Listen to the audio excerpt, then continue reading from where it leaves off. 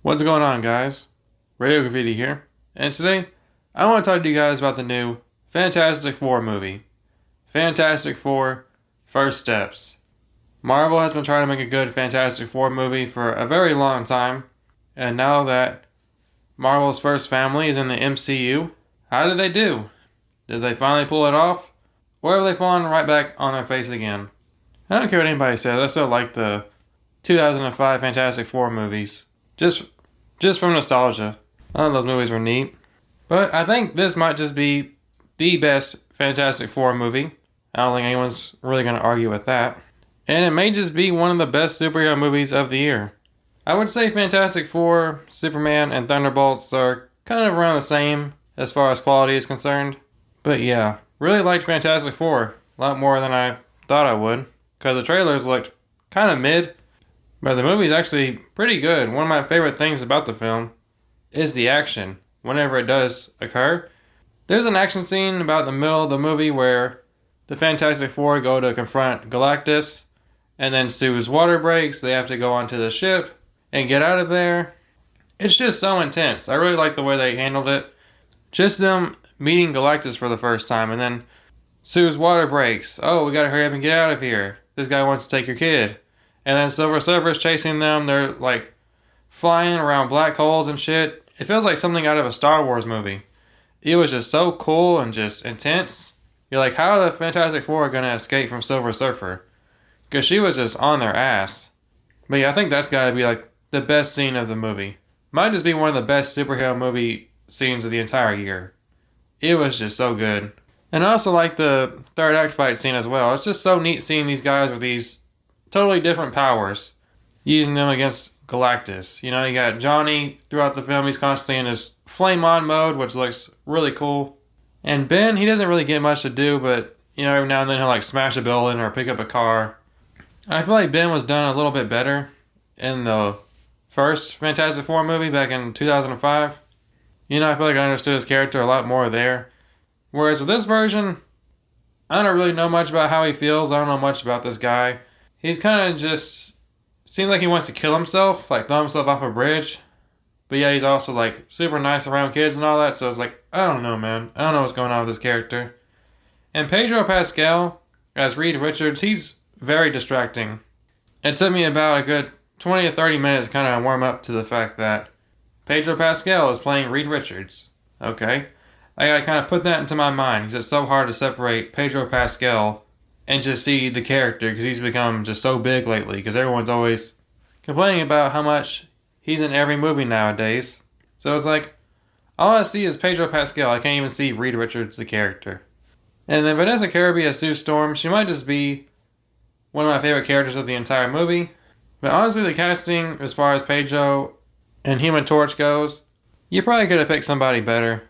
Feels more like they were just cast because they were the popular names out in Hollywood right now. You know, you got Joseph Quinn coming off Stranger Things, Season 4. Then you got Pedro Pascal. He was in Game of Thrones, The Last of Us, some other movies here and there, especially recently. But I think Vanessa Kirby, she's definitely sort of the upgrade version from the other Fantastic Four movies. I like her character a lot more. She just has this really protective, motherly nature about her. And I really like the whole story about Galactus wants Reed and Sue's baby, but they don't want to give it up, so Galactus is just gonna eat the whole planet. It's just like, there's so much good drama there, because it's like, what do? Do you sacrifice your child to save the entire planet, or do you just say, fuck it, I guess y'all just gotta go, because our kid ain't going nowhere? And you know, being a parent, your whole thing is protecting your child, right? It's like your main goal. So why would you want to doom your child into being in Galactus' spot for the rest of his life, however long that is, where you have to eat planets to survive, or just be killed, whatever Galactus wants to do with him. Either way, yeah, no thanks. That was some pretty good drama, though, in the film. Wish we could have gotten maybe a little bit more of it, because I feel like it kind of goes on for maybe 5 to 10 minutes, and it's kind of just resolved by Sue giving a speech. All the people in this world were pretty understanding for the most part, considering they were all about to die for a newborn baby. And I like how they kind of put the heroes between a rock and a hard place with this storyline, because it's like, if you're in Sue Storm's shoes, you wouldn't want to give up your child. But also, if you're in everybody else's shoes, you're like, fuck that baby. This is an entire planet you're about to kill for one life. Like, I think the answer is obvious. As the character in the movie states, we have families too. But yes, we also have the female Silver Surfer in this film. Some of you probably wouldn't know that. There's only nerds constantly complaining about it on the internet every week ever since the first trailers came out for this film. Like, really? You're a Silver Surfer fan? I can name you like 50 Marvel characters I care about way more than Silver Surfer. Who the hell cares about him? He's a naked dude on a fucking surfboard who's like flying around out in space. When did this become everyone's favorite fucking character? To where everyone just is losing their mind over it being a girl now. It's not even the same exact character. Like, yeah, Silver Surfer, but it's Shalla-Bal, a character who is in the comic books. It's not like they just took Norrin Rad and just cut his dick off. But yeah, she was fine in the film. It's our girl Ruth Langmore from Ozark. She's a really good actress. I don't know shit about fuck, Marty. Yeah, her character doesn't really show up all that much. She's kind of just has that scene where she chases the Fantastic Four. And then she kind of has some scenes here and there with Johnny. And it's kind of weird how Johnny Storm is able to translate a whole alien language based off her translating just 3 words. Suddenly he knows the entire language and he can understand it all like it's fucking English. I don't know how much time passes from when Silver Surfer gives them their warning about Galactus to later points in the film. Because I swear, every time it gets to the new scene with that baby, the baby is always a different age. It's like, how much time is passing? Like in one scene, Ben apparently has shaved, and then in a scene or two, he's already got a full beard. It's like, how much time has passed between all these scenes? How much of an advance notice did Silver Surfer give the planet? Honestly, I didn't mind Silver Surfer's CGI throughout the film. I know people were complaining about that as well. Honestly, I didn't really mind much of the CGI at all throughout the movie. The effects all look pretty good, especially for Marvel standards, because recently, they've gotten kind of sloppy. A lot of these Marvel movies in the past 5 to 10 years have kind of just looked like bullshit. You know, the green screen looks obvious as hell. You got a lot of these Marvel movies nowadays, looks like they're just filming a fucking SNL sketch. The background looks so fucking fake, and it just looks sloppy. Whereas with this film, I'm sure they had some green screen throughout the movie, but I couldn't really tell. It all looked pretty real to me. I kind of believed for most of the movie that, yeah, they look like they're in that exact location, even when it's obvious that they couldn't be in that exact location. Maybe they just built sets for certain parts. I don't know. Feels like most of the movie kind of takes place in the Fantastic Four's little hotel or their little giant skyscraper building. Feels like about 70% of the movie takes place in there. But yeah, and then we got the main man, Galactus. Don't know much about this character. He's only in the movie for maybe 3 or 4 scenes. They're pretty brief. He's not really a talker.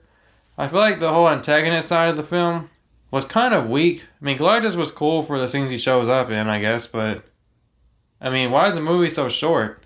I feel like they could have added more time to the movie to kind of expand upon the villains as well. Like, the characters we already have for the main characters aren't the strongest anyway. Pedro Pascal's Reed Richards, he's just kind of dry throughout the film. Pretty emotionless and just kind of just, you know, stone-faced for a lot of it. And the villains, they don't really get much development either. Like, Silver Surfer, she basically just turns to the good side all of a sudden because Johnny reminds her, hey, you know, you've killed people, right? And she's like, oh shit, you're right, he's spitting. Then she kind of just has a meltdown and flies up into the sky, and then she comes back at the end to help them. It kind of just comes out of nowhere.